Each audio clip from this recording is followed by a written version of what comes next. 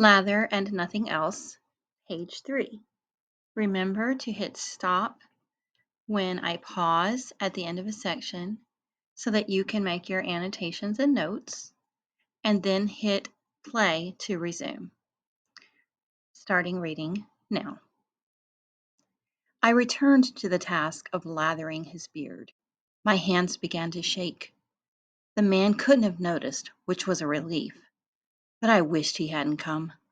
Many of our people had probably seen him come in, and having the enemy on your home turf imposes certain conditions.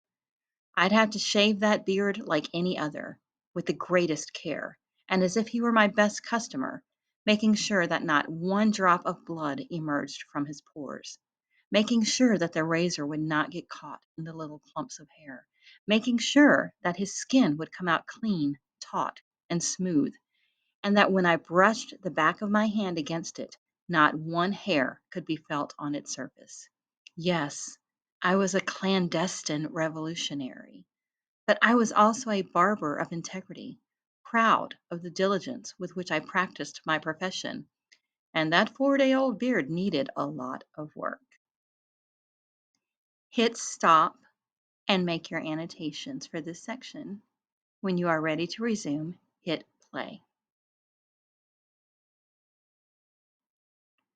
I picked up the razor, opened the two handles at an angle, opened the blade, and began my task, heading downward from one of his temples. The blade responded impeccably. His beard was stubborn and hard, not very long, but dense.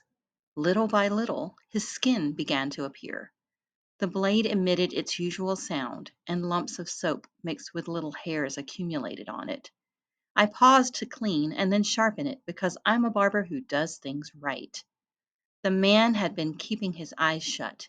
Now he opened them, lifted his hand from underneath the sheet, touched the part of his face that had become free of soap, and said, "Come to the school at 6 this evening." "The same as the other day?" I asked, horrified. "It might be even better," he replied. "What are you planning on doing?" "I don't know yet, but it'll be fun." He leaned back again and closed his eyes. I approached the razor poised. "Do you plan on punishing all of them?" I ventured timidly. "All of them." Hit stop and make your annotations. When you are ready to resume, hit play. The soap on his face was drying. I had to get started.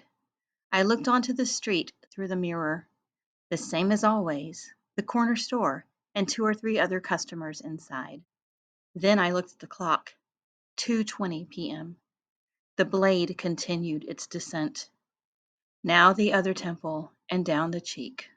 A dark beard, thick. He should let it grow, like some poets and priests do.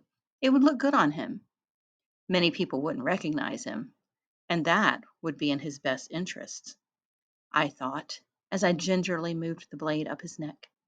That's where I had to be most careful, since the growth, although still in its early stages, was clumping. A curly beard. The tiny pores could open and release their pearls of blood. The pride of a good barber like me hinges on not letting this happen to any client. And this was an important client.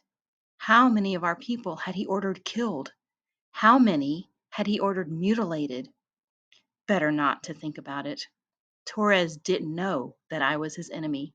He didn't know, and neither did the others. It was a secret known to very few, precisely so that I could inform the revolutionaries about what Torres was up to in the town and what he planned on doing each time he set out on an incursion to hunt them down.